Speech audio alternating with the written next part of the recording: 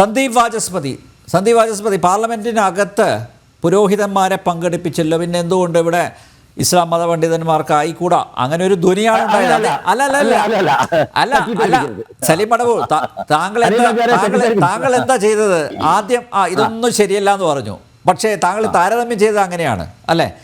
പാർലമെന്റിനകത്ത് പുരോഹിതരെ കൊണ്ടുവന്നു, അപ്പൊ സ്വാഭാവികമായിട്ട് എന്തുകൊണ്ട് ആയിക്കൂടാന്നാണല്ലോ, അങ്ങനെയാണല്ലോ മനസ്സിലാക്കേണ്ടത്.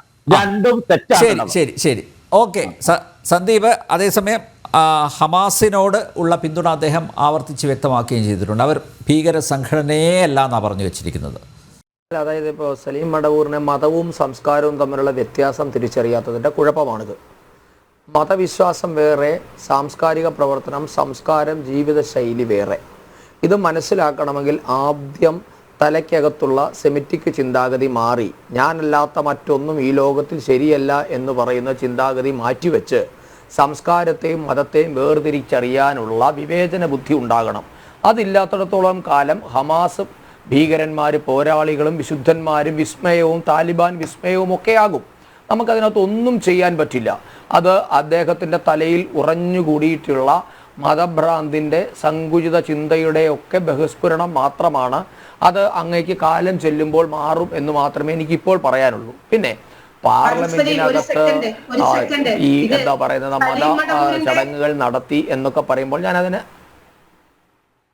ഒരു സെക്കൻഡ്, സലീം മടവൂരിന്റെ മാത്രം പ്രശ്നമല്ല. 3-ാമത്തെ വയസ്സ് മുതൽ തലയിൽ ഇഞ്ചക്ട് ചെയ്യപ്പെട്ടിരിക്കുന്നത് വാളുകൊണ്ട് പടുത്തുയർത്തപ്പെട്ട മതത്തെ സംബന്ധിച്ചിട്ടാണ്.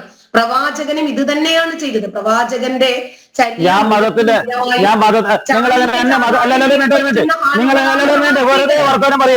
എന്നെ മതത്തിന്റെ വക്താവായി ചിത്രീകരിക്കേണ്ട കാര്യമില്ല. ഞാൻ ഒരു രാഷ്ട്രീയ പാർട്ടിയുടെ പ്രതിനിധിയായിട്ടാണ് വന്നത്.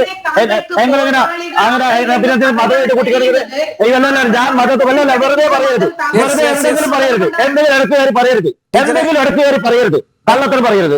പറഞ്ഞതിനെ പറയാവൂ. ഞാൻ പൊളിറ്റിക്കൽ വ്യൂ ആണ് പറഞ്ഞത്. അതിനെ മതമായിട്ട് കൂട്ടിക്കളിക്കണോ? എന്നെ മതത്തിന്റെ പ്രതിനിധി അവതരിപ്പിച്ച് അല്ല, എന്തിനാ പറയുന്നത്? അല്ല, പിന്നെ അതിന് മതമായിട്ട് കൂട്ടിക്കളിക്കുന്നത് എന്തിനാണ്? ഞാൻ എന്റെ പൊളിറ്റിക്കൽ വ്യൂ ആണ് ഞാൻ പറഞ്ഞത്. അതെ, പോരാളികളാണ്. അതിന് നിങ്ങൾ മതമായിട്ട് കൂട്ടിക്കളിക്കുന്നത് ഞാൻ എന്റെ നിലപാടാണ് പറഞ്ഞത്. ഓക്കെ, ഒരു മിനിറ്റ് ഞാനൊന്ന് സന്ദീപ് ഒന്ന് പൂർത്തിയാക്കട്ടെ, അതിനുശേഷം ഞാൻ വരാം. യെസ് സന്ദീപ്. അപ്പൊ അതുകൊണ്ട് ഞാൻ പറഞ്ഞു വന്നതിലേക്ക് പോയി. അതായത് അപ്പൊ ഈ പാർലമെന്റിലും അല്ലെങ്കിൽ മറ്റു പൊതു ചടങ്ങുകളിൽ ഗണപതി ഹോമം നടത്തുന്നു, തേങ്ങ ഉടയ്ക്കുന്നു. ഇതൊക്കെയാണല്ലോ സലീം മടവൂരിനെ പോലെയുള്ള ആൾക്കാർ ഇത്തരം മതചടങ്ങുകളുമായി സമീകരിക്കുന്നതിന് വേണ്ടി എടുത്തു കാട്ടുന്ന ഉദാഹരണം ഇതൊക്കെയാണല്ലോ.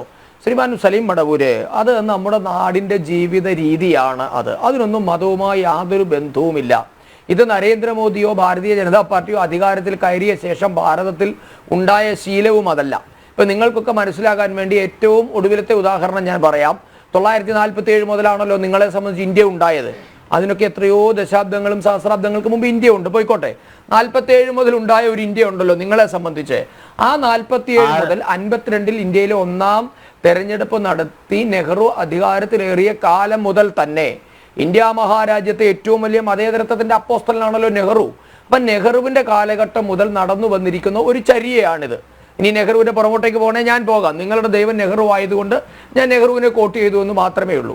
അപ്പം അതുകൊണ്ട് നെഹ്റുവിന്റെ കാലഘട്ടം മുതൽ ഇങ്ങനെ തന്നെയാണ് ചെയ്തു വന്നിരുന്നത്. അത് ISRO റോക്കറ്റ് വിക്ഷേപിക്കുമ്പോഴാണെങ്കിലും അത് വിക്രം സാരാഭായിയുടെ കാലഘട്ടം മുതൽ ഇങ്ങനെ തന്നെയാണ് ചെയ്തു വന്നിരിക്കുന്നത്. ഇന്ന് അങ്ങനെ ചെയ്യുന്നു, നാളെയും അങ്ങനെ തന്നെ തുടരും. അതിനെ നിങ്ങൾക്ക് മതവുമായി കൂട്ടിക്കെട്ടാൻ സാധ്യമല്ല. ഇപ്പോൾ നിങ്ങൾ ഒരു പ്രായമുള്ള മനുഷ്യന്റെ ദേഹത്ത് കാലുകൊണ്ട് തൊട്ടാൽ തൊട്ടു നെറ്റിക്ക് വെക്കുന്നു എന്നുള്ളത് പറഞ്ഞാൽ ഹൈന്ദവമാണ്. പക്ഷെ അതിനെ സാംസ്കാരിക പ്രവർത്തനമായിട്ടാണ് നാം കാണുന്നത്. നിലവിളക്ക് കത്തിക്കുന്നു, ഹൈന്ദവമാണ്. അത് സാംസ്കാരിക പ്രവർത്തനമായാണ് കാണുന്നത്. ഒരു പുസ്തകം താഴെ കിടക്കുമ്പോൾ അതേ ചവിട്ടുന്നു, അത് തൊട്ടു നെറ്റിക്ക് വെക്കുന്നു എന്നുള്ളത് തീർച്ചയായും പിന്തിരിപ്പനാണ്, ഇന്ത്യനാണ്, ഹൈന്ദവമാണ്.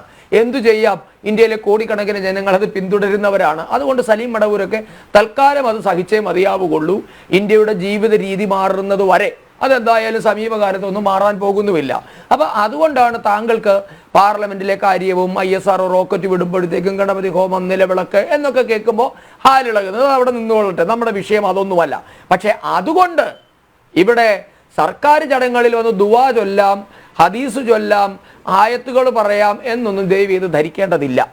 അത് നമ്മൾക്ക് അങ്ങനെ ഉണ്ടെങ്കിൽ ഒരു ശക്തമായ നിയമ പോരാട്ടം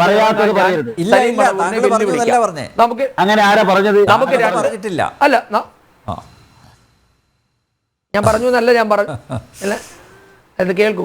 അപ്പൊ അങ്ങനെ ഇനി അത് നടന്നതുകൊണ്ട് ഇതും നടക്കട്ടെ എന്നാണ് താങ്കളുടെ നിലപാട് എങ്കിൽ അതാ ഞാൻ പറഞ്ഞത്. താങ്കൾ പറഞ്ഞല്ലോ പാർലമെന്റിൽ അത് കൊണ്ടുപോയില്ലേ, ഇത് കൊണ്ടുപോയില്ല. അപ്പൊ അത് നടന്നതുകൊണ്ട് ഇതും നടക്കട്ടെ എന്ന നിലപാടെങ്കിൽ നമുക്ക് സുപ്രീം കോടതി വരെയെങ്കിലും പോയി ഒരു നിയമ പോരാട്ടത്തിന് ഞാൻ തയ്യാറാണ്. സലീം മടവൂർ തയ്യാറുണ്ടോ എന്ന് മാത്രമേ ചോദിക്കുന്നുള്ളൂ. നമുക്ക് ഭാവിയിൽ നിയമത്തിന്റെ വഴിയിൽ കാണാം താങ്കൾ തയ്യാറുണ്ട് എങ്കിൽ. അപ്പൊ അത് നമുക്ക് കോടതിയിൽ ചോദ്യം ചെയ്യാം. പിന്നെ ഹമാസ് താങ്കൾക്ക് പോരാളിയാകുന്നത് എന്തുകൊണ്ടാണെന്ന് അറിയാമോ ശ്രീ സലീം മടവൂർ? താങ്കൾ ഇന്ത്യയുടെ മടിത്തട്ടിൽ കിടക്കുന്നത് കൊണ്ടാണ്. താങ്കൾക്ക് ഇവിടെ എല്ലാ പരിരക്ഷയും കിട്ടി. താങ്കൾ സമ്പൽ സമൃദ്ധമായി സുരക്ഷിതമായി ഇന്ത്യ മഹാരാജ്യത്ത് താമസിക്കുന്നത് കൊണ്ടാണ് താങ്കൾക്ക് ഹമാസ് പോരാളിയാകുന്നത്, താലിബാൻ വിസ്മയമാകുന്നത്.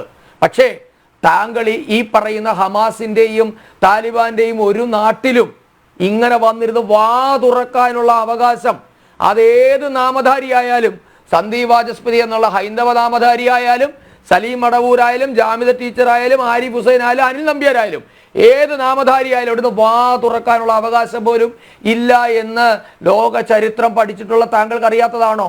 താങ്കൾക്ക് എന്നു മുതലാണ് ഈ ഹമാസ് ഭീകരവാദിയായത്? 4 വോട്ട് ഇവിടുത്തെ മതമൗലികവാദികളുടേത് കിട്ടും എന്നുള്ളത് കൊണ്ടല്ലേ? എന്തിനാണ് ശ്രീ സലീം മടവൂർ ഹമാസിനെ പോലുള്ള ഒരു ഭീകര സംഘടനയെ, ഹമാസ് ഇപ്പോൾ താങ്കൾ പറയുന്നുണ്ടല്ലോ നിലനിൽപ്പിന് വേണ്ടിയാണ് പോരാടുന്നതെന്ന്, അങ്ങനെയാണോ അതിൻ്റെ ചരിത്രം? നമുക്ക് ഇസ്രായേലിന്റെ ചരിത്രവും പലസ്തീന്റെ ചരിത്രവും എടുത്തു നോക്കാം. ഇന്ത്യ മഹാരാജ്യം രണ്ടുപേരുടെയും പരമാധികാരം അംഗീകരിക്കുന്ന ഒരു രാഷ്ട്രമാണ് ഇന്ത്യ. പലസ്തീന്റെ പരമാധികാരം അവിടെ തന്നെ ഉണ്ടാകണം. അതേസമയം ഇസ്രായേലിനും അധികാരമുണ്ട് എന്നാണ് നമ്മുടെ നിലപാട്. ഇപ്പോൾ ഏറ്റവും അവസാനം അവിടെ നടന്ന സംഭവം എന്തായിരുന്നു? ഇസ്രായേലിൽ നടന്ന ഒരു ന്യൂ ഇയർ പാർട്ടിയിലേക്ക് ഏകപക്ഷീയമായി ആക്രമണം നടത്തിയത് ആരാണ്? ആയിരക്കണക്കിന് നിരപരാധികളെ, അവർ ജൂതന്മാർ മാത്രമായിരുന്നില്ല, ലോകമെമ്പാടുമുള്ളവരുണ്ടായിരുന്നു. നിരപരാധികളെ കൊന്നുതള്ളി, 100 കണക്കിന് സ്ത്രീകളെ പിടിച്ചുകൊണ്ടുപോയി. അതിനൊക്കെ തിരിച്ചടി കിട്ടുമ്പോൾ ഇരവാദം പറഞ്ഞിട്ട് കഥയില്ല സർ. അടിച്ചാൽ തിരിച്ചടിക്കും എന്നുള്ളത് ഇന്ന് ലോകത്തിന്റെ നിലപാടാണ്. സ്വന്തം പൗരന്മാരുടെ സുരക്ഷയിൽ ഉത്കണ്ഠയുള്ള ഏത് ഭരണകൂടവും സ്വീകരിക്കുന്ന നിലപാടാണ്. സംസ്കാരമുള്ളവരെന്താ ചെയ്യേണ്ടത്? അവനവന്റെ വിശ്വാസവുമായി അവനവന്റെ വീട്ടിൽ കൂടിക്കൊള്ളണം. വല്ലവന്റെയും നെഞ്ചത്തോട്ട് കയറാൻ വന്നാൽ അതിന് 4 ഇരട്ടിയല്ല 16 ഇരട്ടിയായി ചിലപ്പോൾ തിരിച്ചു കിട്ടിയെന്നിരിക്കും. അപ്പോൾ ഇരവാദം പറഞ്ഞ് മോങ്ങരുത്. താങ്കൾ ഈ പറഞ്ഞ താലിബാൻ വിസ്മയമാകുന്ന നാട്ടിലാണ് സർ ഇന്ന് പെൺകുട്ടികൾക്ക് സ്കൂളിൽ പോകാൻ അവകാശമില്ല. അവർ പുറത്തിറങ്ങണമെങ്കിൽ സഹോദരന്റെയോ ഭർത്താവിന്റെയോ അച്ഛന്റെയോ സംരക്ഷണം വേണം. സംഗീതമില്ല, സാഹിത്യമില്ല, TV ഇല്ല, കായിക വിനോദമില്ല, ഒന്നുമില്ല. ഒരു പെൺകുട്ടി അവളുടെ നഖത്തിൽ ക്യൂടെക്സ് ഇട്ടു എന്ന് പറഞ്ഞ പേരിൽ കയ്യിലെ 10 വിരലുകളും കട്ട് ചെയ്തെടുത്തവരുടെ പേരാണ് സർ താലിബാൻ വിസ്മയം. ആ വിസ്മയമാണോ താങ്കൾക്ക് ഇന്ത്യയിലേക്കും കൊണ്ടുവരേണ്ടത്? അവരെയാണോ താങ്കൾ വെള്ളപൂശി വലിയ മഹാന്മാരെ ചിത്രീകരിക്കുന്നത്? അതുകൊണ്ട് 4 വോട്ട് കിട്ടുമെങ്കിൽ നിങ്ങൾ വാങ്ങിക്കോളൂ. പക്ഷെ അതുകൊണ്ട് ഇന്ത്യ മഹാരാജ്യത്തെ മുഴുവൻ അങ്ങ് ഒറ്റുകൊടുത്തു കളഞ്ഞേക്കാം. ഇന്ത്യ മഹാരാജ്യത്തേക്ക് ഇത് കൊണ്ടുവരണമെന്ന അഭിപ്രായം താങ്കൾക്കുണ്ടോ? താലിബാൻ ഭരണം ഇന്ത്യയിൽ വരണമെന്ന് താങ്കൾക്ക് അവകാശമുണ്ടോ? താങ്കൾക്ക് അഭിപ്രായമുണ്ടോ? പലസ്തീൻ ഭീകരവാദികൾ ഇന്ത്യ ഭരിക്കണമെന്ന് താങ്കൾക്ക് അവകാശമുണ്ടോ? ആരാണ് ഇവിടെ പലസ്തീനെയും താലിബാനെയും പിന്തുണയ്ക്കുന്നത്? SDPIയുടെയും പോപ്പുലർ ഫ്രണ്ടിന്റെയും ജമാഅത്തെ ഇസ്ലാമിയുടെയും നിലപാടാണോ താങ്കൾക്കുള്ളത്? താങ്കൾ പറയുന്നുണ്ടല്ലോ താങ്കൾ രാഷ്ട്രീയക്കാരനാണ്. എന്ത് രാഷ്ട്രീയമാണ് താങ്കളുടേത്? ഈ നാടിനെ ഒറ്റുകൊടുക്കുന്ന രാഷ്ട്രീയമാണോ താങ്കളുടേത്?